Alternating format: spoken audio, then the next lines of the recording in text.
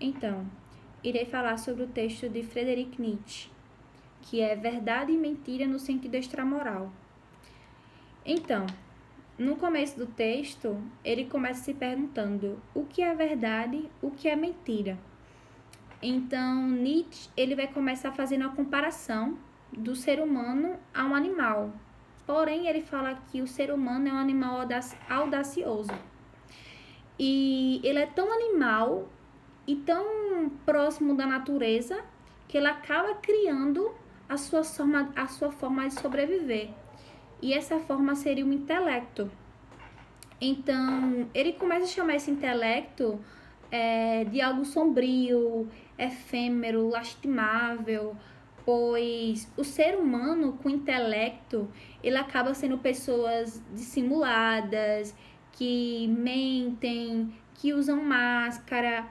E para isso, para ele poder sobreviver, ele teria que usar essa arma para poder conviver em sociedade.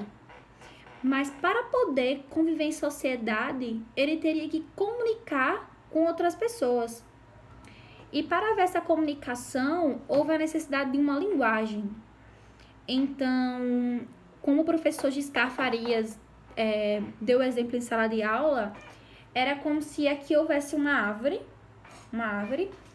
e essa coisa, as pessoas colocassem a mão nessas coisas e acabasse tendo algumas imagens mentais, fazendo com que esses estímulos nervosos fossem dando uma criação de sons, saíssem sons da nossa boca, e com isso, através desses sons, foram criando algumas palavras, e palavras com palavras foram criando conceitos.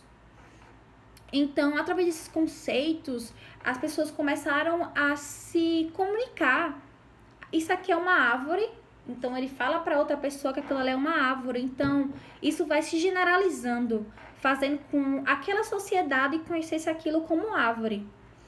Então, no texto, ele vai começar a fazer uma comparação e falar sobre o homem racional e o homem intuitivo, onde o pior de todos é o homem racional.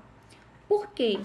O homem racional, ele era uma pessoa que era muito lógica, às vezes utilizava do seu ego, era uma pessoa muito racional, uma pessoa que dizia que aquilo era como se houvesse só uma verdade.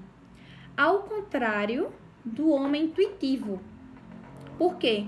O homem intuitivo, ele usava muito das suas emoções, era uma pessoa muito emocional, então não seria agradável nenhum e nem outro. Então ele começa a falar assim, a verdade, ela não liberta. Na realidade, ela aprisiona, ela consegue aprisionar o rebanho. Já a mentira né, seria o contrário da verdade. Então, ela poderia destruir uma sociedade, trazer o caos na sociedade. Então, Friedrich Nietzsche, ele começa a falar assim, que ele teria que ser uma pessoa racional, porém também intuitivo, teria que usar as duas coisas.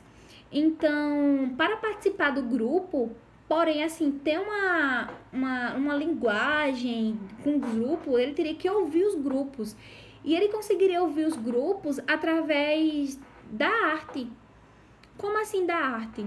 Ele começa a dar alguns exemplos, como pintura, como música, e isso fizesse com que as pessoas fossem mais sensíveis, olhassem o mundo de uma forma mais sensível, tivesse sensibilidade com as coisas, porque assim, a gente tem um conceito, a gente vê aquilo de um determinado jeito e outra pessoa tem conceitos totalmente diferentes do meu.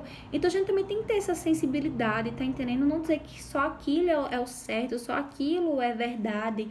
Porque o que pode ser verdade pra mim, pode não ser verdade pra outra pessoa. O que isso aqui pode ser um álcool em gel pra mim, pra outra pessoa pode ser água, pode ser, sei lá, qualquer outra coisa. Então no texto, na minha visão, ele relata que a gente tem que ter um olhar mais sensível no mundo, tem que ter mais sensibilidade. Então é isso. eu encerro por aqui o vídeo. Essa foi a minha percepção do texto de Friedrich Nietzsche.